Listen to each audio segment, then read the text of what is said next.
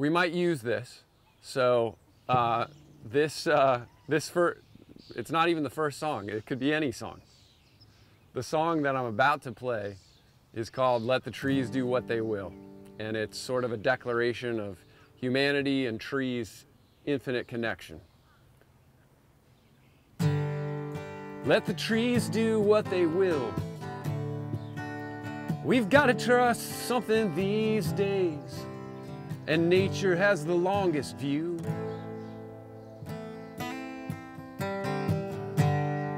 We need to rewild swaths of land, replenish the forests and streams to keep our own souls wild too. Grab a page from the leaves of grass, infuse your vision with some mystery. Thank the seasons as they pass, take a deep breath, and welcome to reality. Let the trees do what they will. See how they calmly stand. They give, then they receive.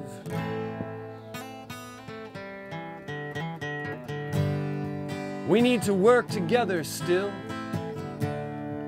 We gotta join here hand in hand and grow our community. Grab a page from the leaves of grass, infuse your vision with some mystery. Thank the seasons as they pass, take a deep breath, and welcome to reality.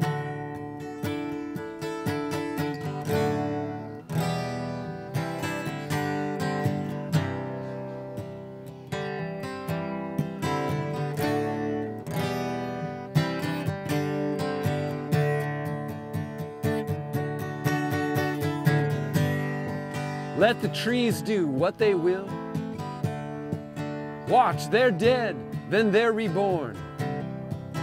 And they cycle through it every year.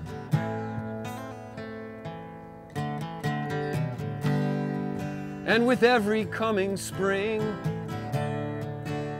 life takes another form. See the miracle, it's here. Grab a page from the leaves of grass, infuse your vision with some mystery. Thank the seasons as they pass, and take a deep breath, and welcome to reality.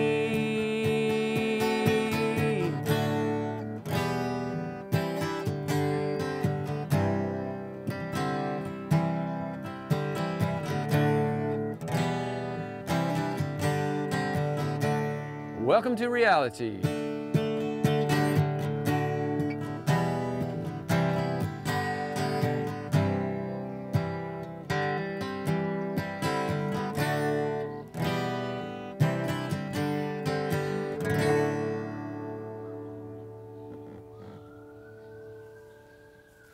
Cue the sirens.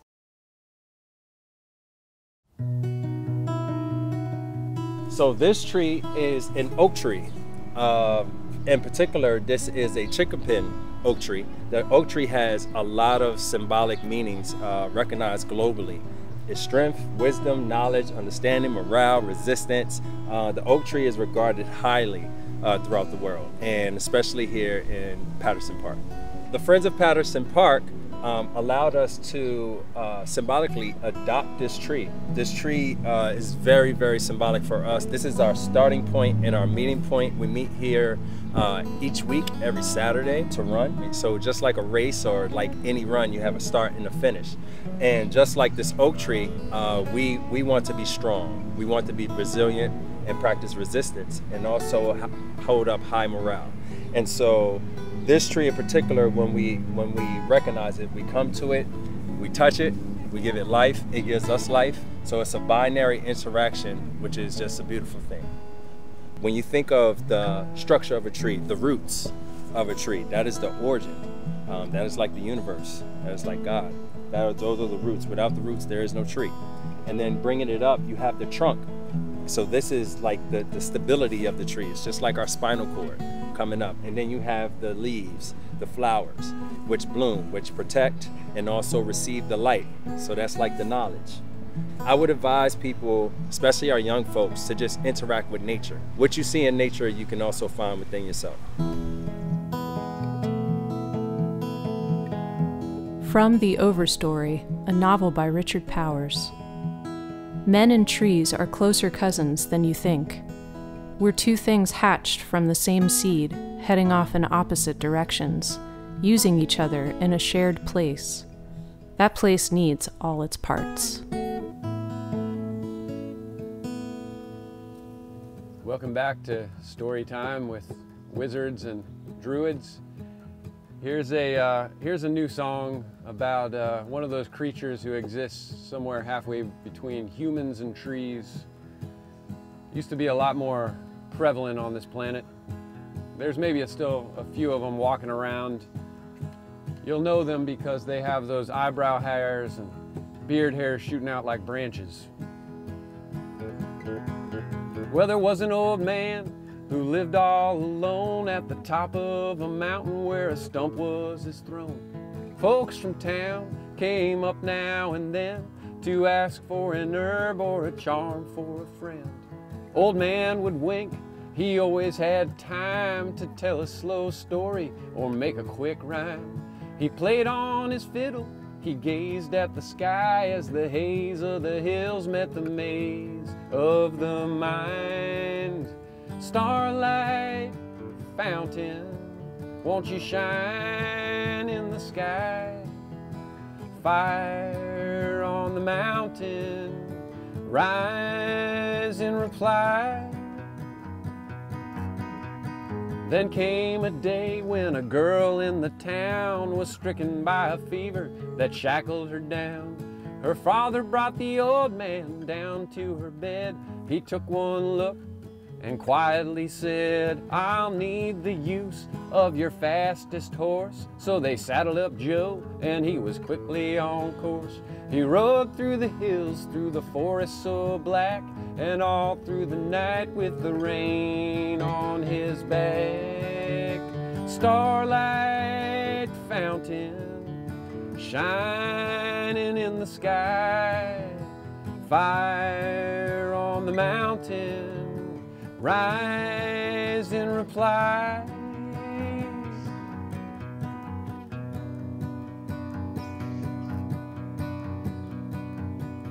The girl in town began to turn white. Her breath came in rattles, slower and slight. Father held her hand, then she let go. They heard the approaching, galloping hooves of Joe. The old man burst in with a plant on his hips. He crumbled the leaves onto the girl's lips. It hardly seemed real how quickly she turned from an ivory statue to a candle that burned. The girl sat up, the people all wept. She asked for some water, then peacefully slept. To properly thank you, I don't know how I can. Oh, the father held the man. The old man just winked as he turned to go. Won't you double the oats for that good old mare Joe? Starlight fountain, shining in the sky. Fire on the mountain, rise in reply. Starlight fountain, shining in the sky. Fire on the mountain, rise in reply.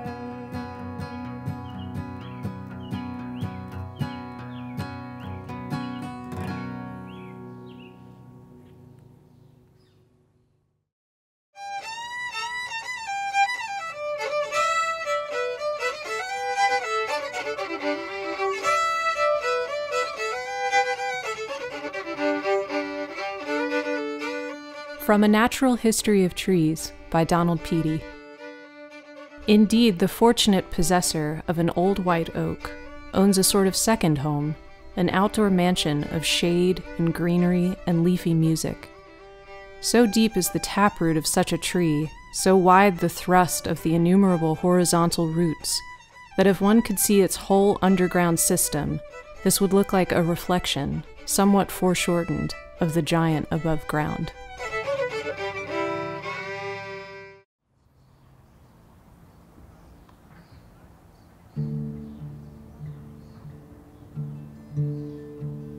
If I could build a cabin, I'd build it out of pine.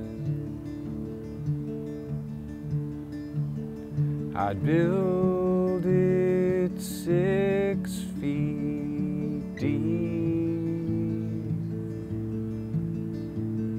for the true love of mine.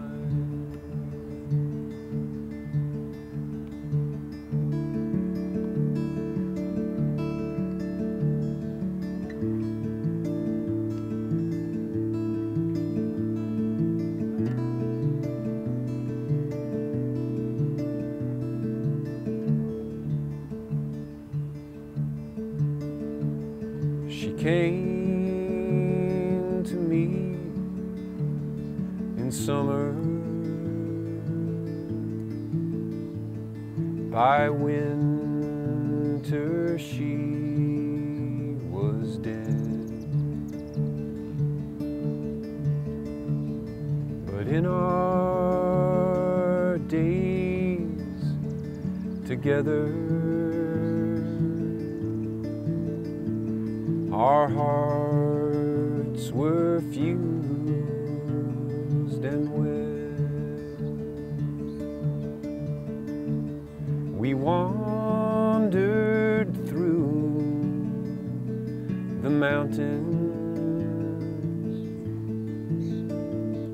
We talked about a home.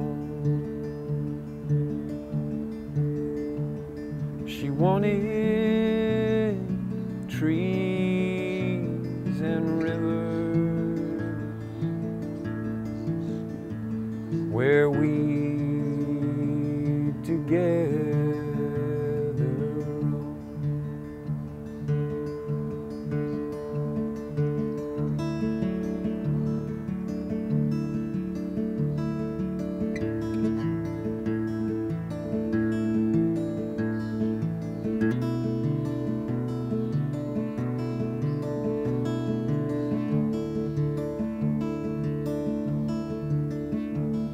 Now roots grow all around her, and grass grows